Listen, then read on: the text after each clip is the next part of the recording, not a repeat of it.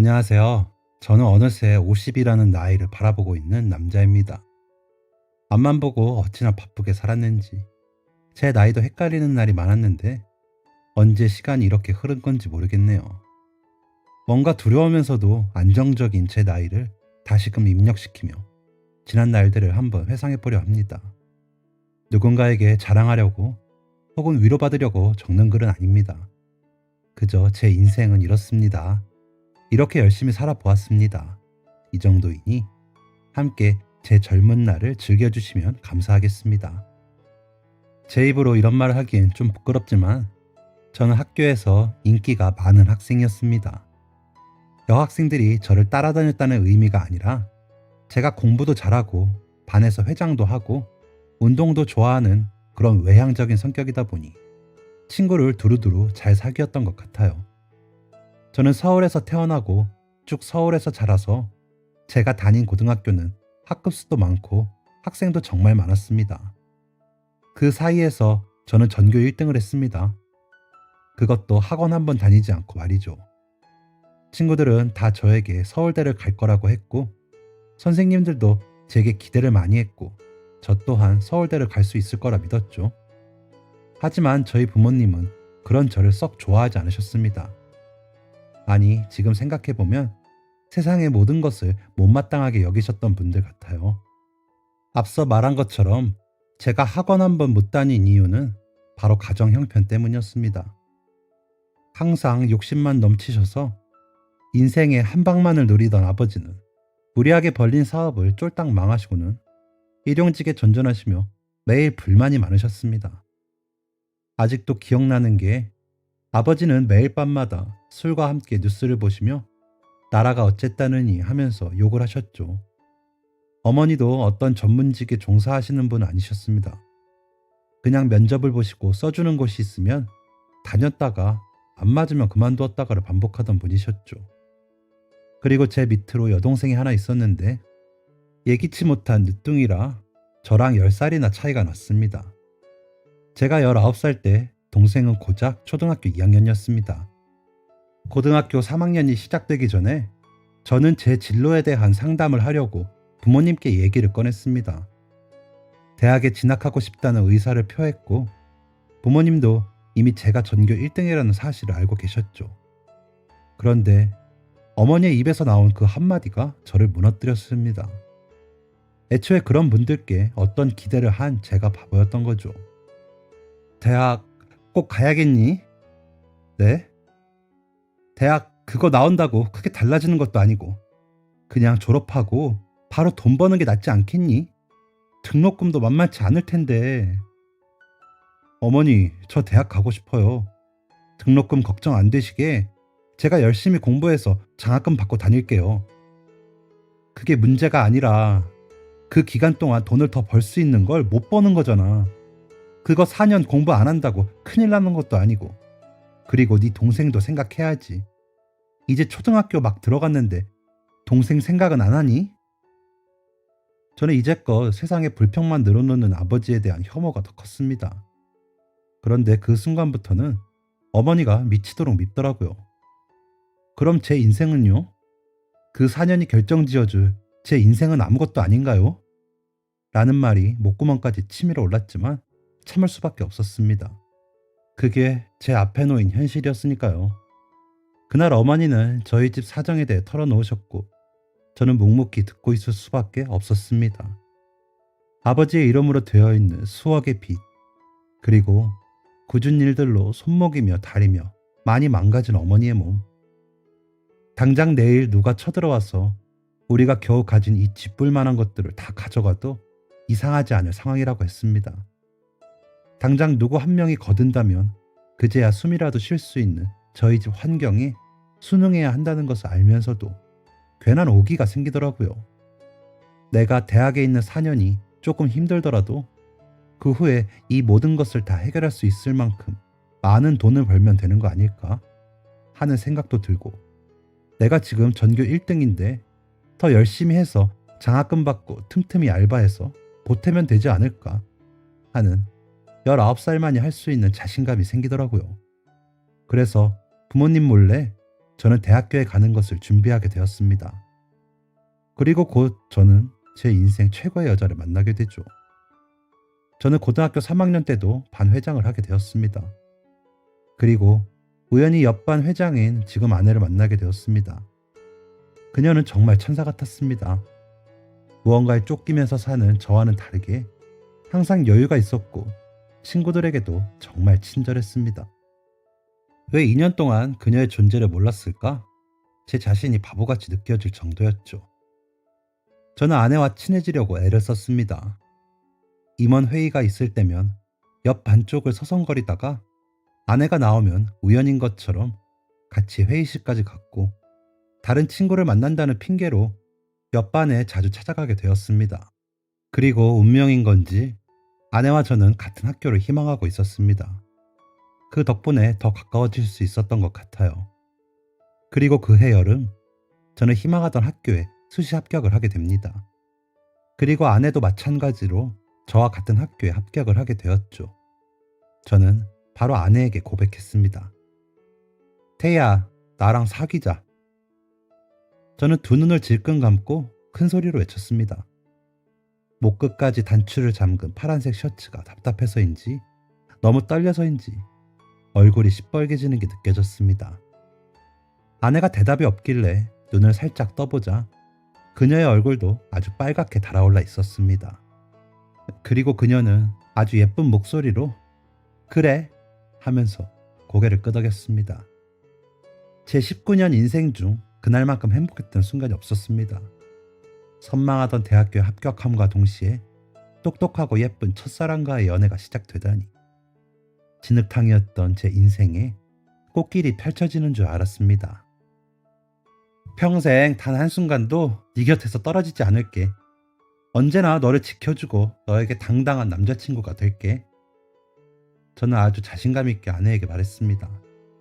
그리고 그 약속이 무너지는 것은 한순간이었습니다. 저는 대학교에 합격한 사실을 부모님께 비밀로 했습니다. 제가 선생님께도 부모님께 알리지 말라고 신신당부를 했던 터라 부모님이 제 합격 소식을 알 턱이 없었습니다. 저는 20살이 되는 동시에 집에서 나갈 생각이었고 여러 대안을 생각하고 있었습니다. 그런데 저와 여자친구가 명문대에 합격했다는 이 경사를 학교에서는 소문을 내고 싶었나 봅니다. 학교 정문에 걸려진 현수막이 화근이 된 거죠. 언제나처럼 술에 취해 집에 들어오신 아버지가 제 방문을 벌컥 열었습니다. 너 뭐야 이 새끼야? 네? 아버지 왜 그러세요? 너 이 새끼, 네가 감히 대학을 가? 네가 우리 집 형편을 뻔히 알면서 네가 감히 그런 짓을 벌여? 너 나 연맥이려고 작정했지? 나 길러준 부모 덕은 생각 안 하고 혼자 살겠다는 거냐? 아버지는 제 멱살을 잡고 동네가 떠나가라 소리를 지르셨습니다. 큰 소리에 놀란 어머니가 와서 아버지를 말리다가 상황을 파악하고는 저에게 뭐라고 하시더라고요. 민철아, 그게 정말이니? 대학에 간다고? 너 도대체 왜 그러니? 엄마, 저도 생각이 있어요. 공부 열심히 해서 장학금 받으면서 다닐 거고 틈틈이 알바해서 생활비 보탤 거예요. 기숙사도 알아보고 있고. 너 정말 이기적이다.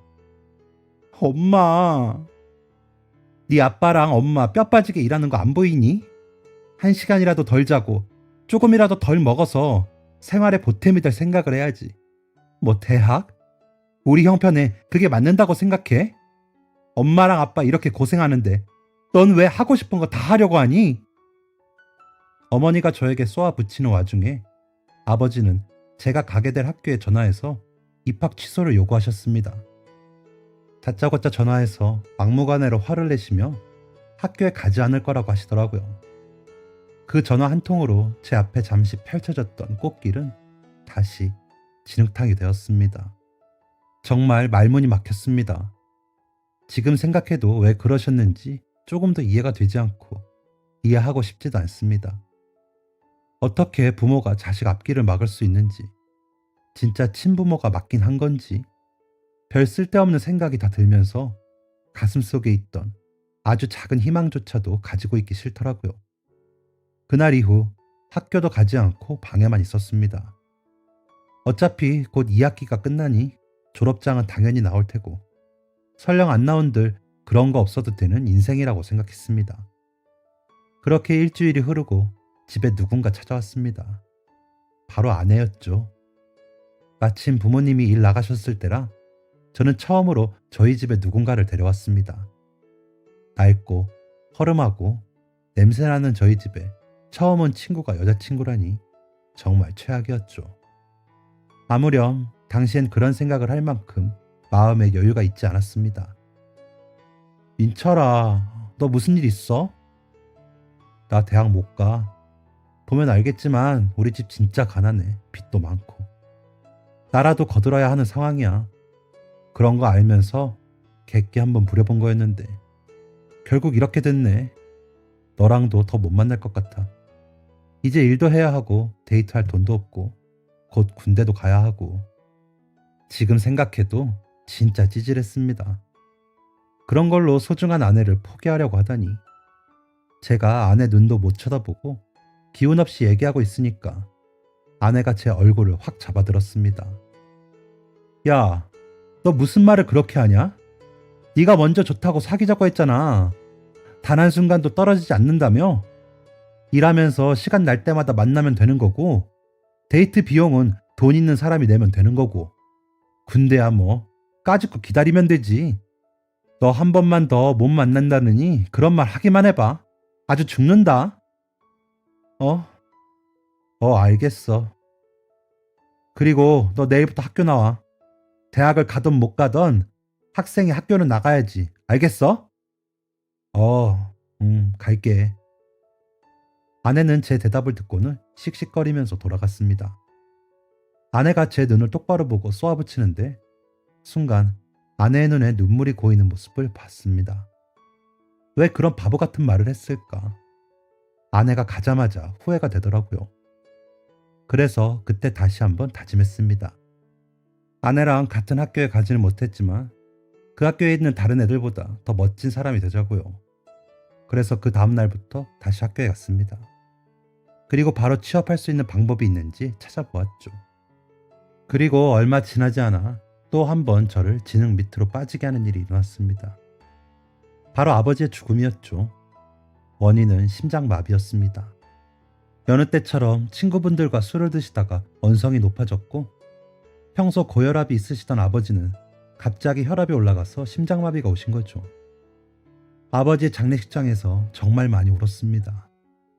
아버지에 대한 그리움, 아쉬움, 죄송함은 아니었습니다. 왜 나에게 이런 시련을 주고 가시는지에 대한 원망, 분노의 눈물이었죠. 저희 집엔 완전 비상이 걸렸습니다. 단돈 몇천 원이 아쉬운 그 상황에서 저는 빨리 일자리를 찾아야 했죠.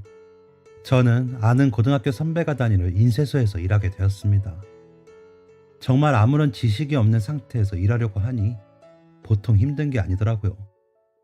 제 삶의 원동력은 바로 아내였습니다. 대학교에 간 아내는 모임이 있는 날에도 늦게까지 독서실에서 공부를 하는 날에도 항상 저를 만나러 왔습니다. 그럼 저는 매일 아내를 집에 데려다 주었죠. 제대로 된 데이트 한 번을 못했는데도 아내는 불평을 한 적이 없었고 언제나 밝은 모습으로 저를 반겨주었습니다. 고등학교 시절에는 몰랐는데 아내는 부유한 가정에서 자란 사람이었습니다. 아내의 밝은 성격은 좋은 가정 환경에서 나온 거라는 걸 알게 되었죠. 그래서 더 잘해주고 싶고 더 성공하고 싶었습니다. 저는 20살의 패기로 정말 열정이 넘쳤습니다. 돈이 되는 일이라면 가리지 않았습니다. 가끔 인쇄소를 퇴근한 밤에는 새벽까지 운영하는 식당에서 거들고 주말에는 막노동까지 했습니다. 그렇게 내 몸 아끼지 않으며 열심히 일하고 돈을 벌며 씩씩하게 지내려고 노력하고 있었습니다. 그리고 사고는 정말 한순간에 일어났습니다. 평일엔 인쇄소와 식당, 가끔 주말엔 막노동까지 하는 삶을 몇 년째 반복했을 때였죠. 아내가 주말에 데이트를 하자고 했습니다. 저는 고민이 되었습니다. 그 주 주말까지만 막노동을 하면 아내에게 선물하려고 봐둔 목걸이를 살 수 있는 돈이 모였거든요. 저는 고민 끝에 아내에게 데이트는 다음에 하자고 하고 일을 했습니다. 무거운 벽돌을 한가득 등에 이고 계단을 오르고 있었습니다. 유난히 더웠던 날이라 땀이 비오듯 흘렀고 땅 위엔 아지랑이까지 피어올랐던 날이었습니다. 흐르던 땀이 눈 안으로 들어갔고 그걸 닦아내려고 바보같이 흙투성이의 장갑을 눈에 가져다 댔습니다. 눈에 이물질이 들어가 너무 따가운 와중에 이고 있는 벽돌이 너무 무거워 몸이 휘청였습니다. 중심을 바로 잡으려 했지만 더위를 먹은 건지 머리까지 핑 돌았고 난간이 없는 공사장이라 아래층 계단까지 그대로 벽돌과 함께 떨어졌습니다. 무슨 영화에 나오는 것처럼 눈을 뜨니까 병원이더라고요. 온몸이 미친 듯이 아팠습니다. 저는 제 몸을 살펴봤습니다. 허리는 움직일 수가 없었고 몸 군데군데에 치료한 흔적들이 보였습니다. 저는 이미 수술을 마치고 중환자실에 누워 있었습니다. 깨어있는 게 고통일 정도로 몸이 너무 아파서 간호사분께 빨리 진통제 좀 놔달라고 했던 게 생각납니다. 비몽사몽한 정신으로 얼마나 누워 있었는지 모릅니다. 누가 제 이름을 부르길래 보니까 아내가 눈물로 얼룩진 얼굴로 절 보고 있었습니다. 그리고 그 옆에는 저희 어머니도 함께 계셨습니다. 처음엔 아내를 보자마자 나 정말 살아있구나 라는 생각이 들었습니다. 아내는 저와 눈이 마주치자마자 눈물이 왈칵 터졌습니다. 상처투성이인 제 몸을 만지지도 못하고 어쩔 줄 몰라 하며 계속 울었습니다. 그런데 희한했습니다. 몸이 그렇게 아픈데도 허리 밑으로는 감각이 전혀 없었습니다. 민철아, 이게 뭐야? 이게 어떻게 된 거야? 나 미안해, 태희야. 뭐가 미안해, 바보야. 나한테 왜 미안해? 아프지? 말하지 마. 그냥 쉬어. 내가 멋진 남자친구가 되려고 했는데 이렇게 누워있어서 미안해. 그게 뭐야? 말하지 말고 누워있어. 어떡해. 이거 다 어떡해, 민철아. 저는 우는 아내를 두고 잠이 들어버렸습니다. 달래줘야 하는데, 눈물 닦아줘야 하는데 라고 생각만 들고 몸이 움직이질 않더라고요. 저는 그렇게 3일을 중환자실에서 보내고 나서야 일반 병실에 갈 수 있었습니다. 의사 선생님께서는 제 허리가 골절되었다고 했습니다. 수술은 잘 되었는데 상태가 많이 안 좋아서 경과를 지켜봐야 하고 아마 평생 휠체어를 타야 할 것 같다고 했습니다. 왜 나한테만 이런 일이 일어나는 걸까? 하늘이 원망스러웠습니다. 신이 있다면 불쌍해서라도 이렇게는 못하지 않을까 싶었습니다. 어머니는 이 와중에 병원비는 어떻게 할 거며 앞으로 생활비는 어떻게 하냐면서 한참을 울다가 화내다가 하셨습니다. 그리고 일해야 해서 바쁘시다며 일반 병실에 올라온 이후로는 찾아오지도 않더라고요. 제 옆을 지켜주는 건 여자친구였습니다. 여자친구는 하루 종일 제 옆을 지켰습니다. 그리고 아내는 매일 저에게 사랑한다고 했습니다. 저는 이해하기 힘들었습니다. 한 걸음 앞에 미래도 보이지 않는 남자가 뭐가 좋다고 사서 고생을 하는 건지 이해할 수 없었고 혹시 연민 때문에 나를 보살피는 건 아닌가 하는 생각도 들었습니다. 저는 그녀가 절 정말 사랑하는지 궁금했지만 물어보기 두려웠습니다. 혹시 아니라고 하고 나를 떠날까봐 그게 무서웠거든요. 그런데 뜻밖에도 제가 해야 할 그 말을 여자친구가 먼저 하더라고요. 민철아, 나 사랑해? 뭐? 당연한 걸 왜 물어봐. 너무 사랑하지. 난 너밖에 없어. 그렇구나. 다행이다. 왜? 내가 널 안 사랑하는 것 같아? 아니, 그건 아니고 네가 나보고 떠나라고 할까봐 무서워서. 아니면 네가 날 버릴까봐 무섭더라고. 아니라고 생각하고 싶지만 사실 지금 상황 되게 큰일이잖아. 그래서 네가 날 버리거나 세상을 버릴까봐 무서워서 불안해지더라고. 그런데 다행이다. 네가 나 사랑한다니까. 그게 무슨 말이야. 단 한순간도 떨어지지 않는다고 약속했잖아. 오히려 내가 더 무서운데. 네가 나 몸이 이렇다고 버릴까봐. 혹시 마음이 달라졌을까봐. 내가 널 왜 버리냐? 휠체어 타는 게 뭐 대수라고. 난 아무 상관없거든. 네가 다치기 전이나 지금이나 내 마음은 변함없어. 확신을 주는 아내를 보며 용기가 생겼습니다. 휠체어를 타고 다녀도 할 수 있는 일을 찾아보고 재활치료도 열심히 해야겠다고 다짐했습니다. 저는 어머니 지인분이 일하시는 옷공장에서 시다부터 하기 시작했습니다. 돈은 이전만큼 많이 벌진 못했지만 한 푼이라도 버는 것이 중요한 때였죠. 그리고 그 무렵 여자친구가 졸업을 했습니다. 대학교에서도 성적이 좋았던 아내는 바로 취업을 할 수 있었습니다. 저희는 여전히 사이가 좋았습니다. 이제는 다른 커플처럼 주말이면 데이트도 했습니다. 그날도 주말이 되어 아내의 집 앞에서 기다리고 있었습니다. 아내의 집에 커다란 대문이 열렸고 그 문에서 나오는 사람은 아내가 아닌 중년의 여자였습니다. 아내의 어머니라는 것을 알 수 있었죠. 저는 휠체어에 앉은 채 구부정하게 숙이며 인사를 했습니다. 안녕하세요, 어머님. 네, 들어오긴 힘든 것 같으니 여기서 얘기할게요. 얘기요? 어떤... 우리 태희 정말 사랑한다면 그만 놔줘요. 그때 대문 안쪽에서 뛰어오는 소리가 들리더니 아내가 나타났습니다. 엄마, 지금 뭐 하는 거야? 네가 못 헤어지겠다고 해서 내가 말하려고 나왔다. 들어가 있어. 내가 민철이랑 왜 헤어져야 하는데 그깟 휠체어 좀 타는 게 뭐가 그렇게 대수라고. 뭐? 그럼 앞길이 창창한 내 딸이 돈 없고 직업 변변치 않은 것도 모자라서 아프기까지 한 남자 만나는 걸 가만히 보고 있으라고? 그걸 그냥 보고 있는 부모가 어디 있니? 엄마가 알아서 끝낼 테니까 너는 들어가 있어. 엄마 정말 나쁘다. 어떻게 민철이 앞에서 그렇게 말할 수 있어? 그럼 엄마는 아빠가 다쳐서 휠체어 타면 아빠 버릴 거야?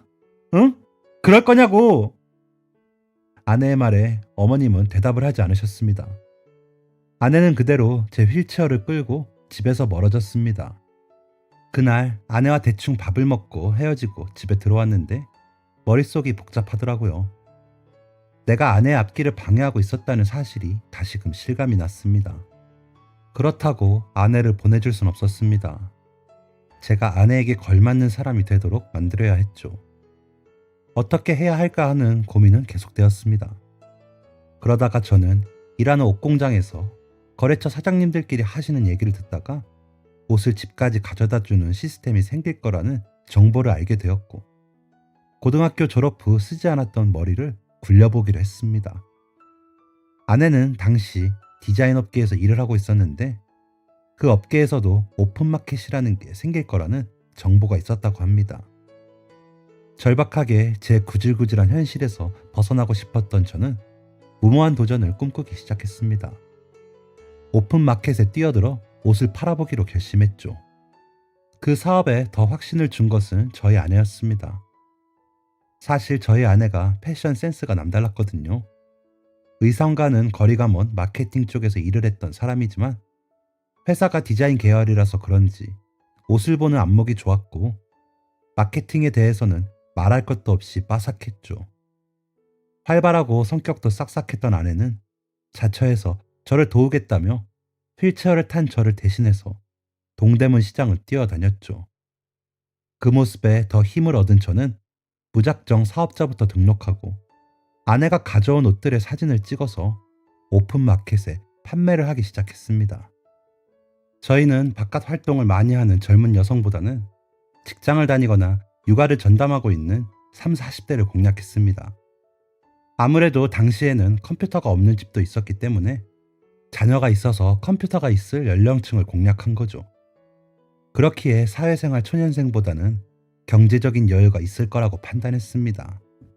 또한 저희 어머니만 봐도 원피스 한 벌 사시러 시장에 다녀오시면 아버지 팬티에 제 티셔츠에 동생 신발까지 사오시기 때문에 그 소비의 규모가 보다 덜 클 것이라고 생각했습니다. 그 판단은 아주 성공적이었습니다. 처음엔 이걸 누가 보는 게 맞을까 싶을 정도로 몇 달 동안 반응이 없다가 한두 번 주문이 들어오기 시작하더니 그때부터는 걷잡을 수 없이 폭발적인 인기가 있었습니다. 밤낮으로 택배를 싸도 택배는 줄질 않았고 온 집안에 온 먼지가 날렸지만 통장에 찍힌 돈을 볼 때마다 행복하기만 했습니다. 결국 아내까지 다니던 직장을 그만두고 저를 거들었습니다. 직장을 그만둔다고 했을 때 아내의 부모님께서 반대를 하셨지만 아내 말로는 예전만큼 심하게 반대하지 않으셨다고 합니다. 아무래도 아내가 어머님께 했던 말에 마음이 조금 흔들리실 것 같았습니다. 저희 집에서 컴퓨터 한 대, 카메라 하나 가지고 시작했던 일이었는데 오시며 택배 상자가 집안을 가득 채워서 근처에 사무실까지 얻게 되었습니다. 일손이 부족해서 저희 어머니와 고등학생이었던 동생까지 제 일을 도와줄 지경이었습니다. 이렇게 잘 되어도 되나 싶을 정도로 어안이 벙벙하더라고요. 모든 환경이 더 잘 되라고 도와주는 것 같았습니다. 그러다가 아내의 아이디어로 제작 상품을 만들어 보게 되었고 저는 이전에 옷 공장에서 일했던 경력을 살려서 값싸고 퀄리티 좋은 상품을 만들어냈습니다. 그리고 어머니 지인분들이 옷 공장에 많이 다니고 계셔서 공장 알아보는 건 식은죽 먹기였죠. 제작 상품들은 보란듯이 오픈마켓에서 대박이 터졌고 정말 운 좋게 중국과 일본에서 저희 상품을 팔고 싶다는 연락이 와서 수출까지 하게 되었습니다. 그러는 데에는 외국어에 능통한 아내의 영향이 아주 컸죠. 1, 2년 만에 오픈마켓에서 최고 수준으로 자리를 잡은 저는 그렇게 갚아도 줄어들지 않았던 빚을 모두 청산했습니다. 그날 어머니랑 소주 한잔 하면서 울고불고 했던 기억이 나네요. 미안하다 민철아. 내가 엄마가 되어서 아무것도 못해주고 오히려 네 앞길이나 막고. 됐어요. 지난 일인데요 뭐. 어머니도 얼마나 힘드셨겠어요. 저 다 알아요.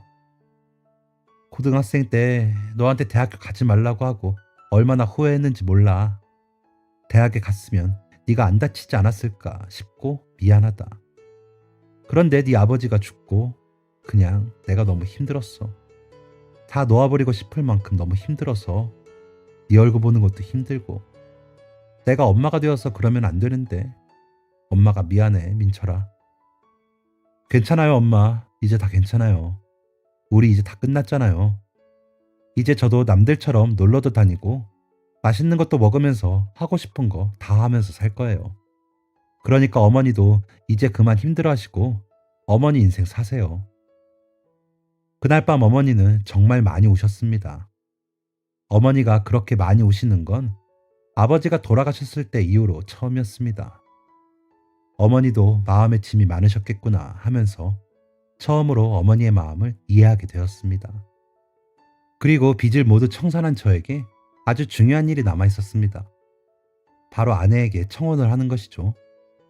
나름 분위기를 내본다고 평소에 입지도 않는 셔츠도 꺼내 입고 비싼 레스토랑을 예약해서 갔습니다.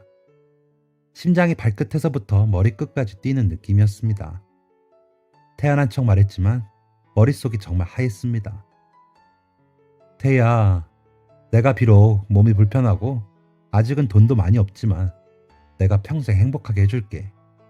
알잖아, 나 생활력 하나는 자신 있는 거. 너 굶기는 일은 절대 없을 거야.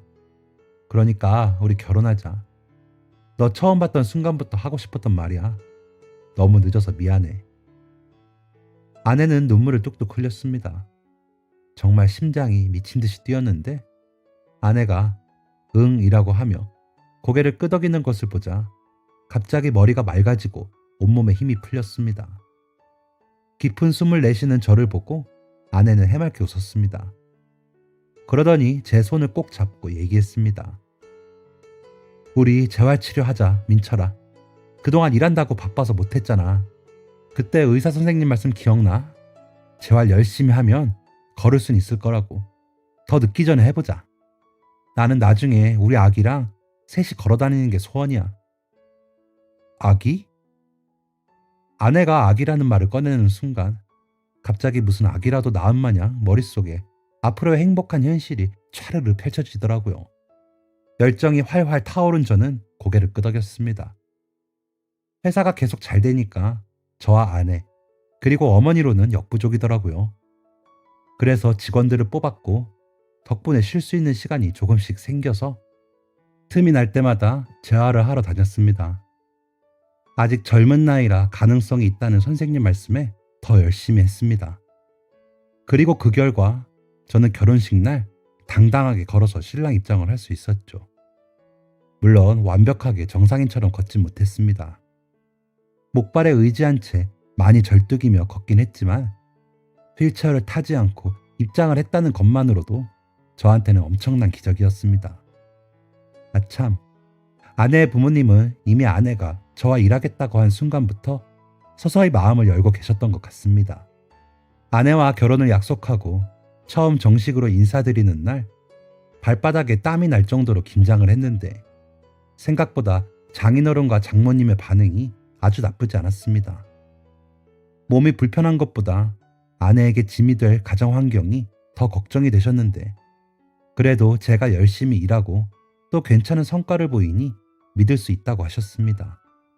그리고 재활을 열심히 한다는 얘기를 듣고 생각보다 괜찮은 사람이구나 싶었다고도 하셨습니다. 그렇게 저는 장인어른 장모님의 축하까지 받으며 성공적으로 결혼을 할 수 있었습니다. 그 이후 저의 부부의 인생은 아주 순탄했습니다. 오픈마켓을 넘어 자사몰까지 만들게 되면서 수수료를 절감하며 더 많은 이익을 창출할 수 있었고 사무실은 계속해서 확장 이전을 하게 되었습니다. 제작 상품들도 계속해서 수출하게 되어서 아내와 저는 평생 가보지 못했던 해외를 사업 때문에 가보기도 했습니다. 그리고 그로부터 몇 년이 흐르고 아내의 소원대로 저와 아내는 저희를 똑 닮은 아기와 셋이 손을 잡고 걸을 수도 있었죠. 그로부터 20년이 넘게 흐른 지금까지도 저희의 사업은 아주 순탄하게 흘러가고 있습니다. 저희는 의류를 넘어 다양한 사업으로 확장되면서 직원도 아주 많이 필요하게 되었습니다. 지금은 믿음직한 직원들에게 회사를 맡기고 저희는 그동안 열심히 달려온 길을 조금 천천히 가며 여행도 다니고 쉬고 있습니다. 솔직히 사고가 나고 한동안은 제가 인생에서 가장 불행한 놈인 줄 알았습니다. 이대로 세상이 끝나는 것 같았고 신이 저를 싫어하는 줄 알았습니다. 끝이 보이지 않는 빚을 볼 때마다 이렇게 빚만 갚다가 인생이 끝나겠다는 생각도 했습니다. 그런데 인생은 1막이 끝이 아니었습니다. 열심히 노력하면 새로운 2막이 있는 거고 그 생활에 안주하면 1막으로 끝이 나더라고요. 그러니까 모두 힘내십시오. 예전엔 잘된 놈이 이런 말 하면 그냥 우습고 귀에 들어오지도 않았는데 저는 밑바닥까지 갔다 온 인생이니까 믿어보세요. 무언가 찾으려고 노력하면 찾게 될 것이고 이루고자 하면 이루어질 것입니다. 여러분이 꿈꾸던 인생의 2막이 화려하게 펼쳐지기를 바라며 이만 글 줄이겠습니다. 감사합니다. 지금까지 사연 들어주셔서 감사합니다. 사연이 재밌으셨다면 구독과 좋아요를 눌러주세요. 감사합니다. 안녕히 계세요.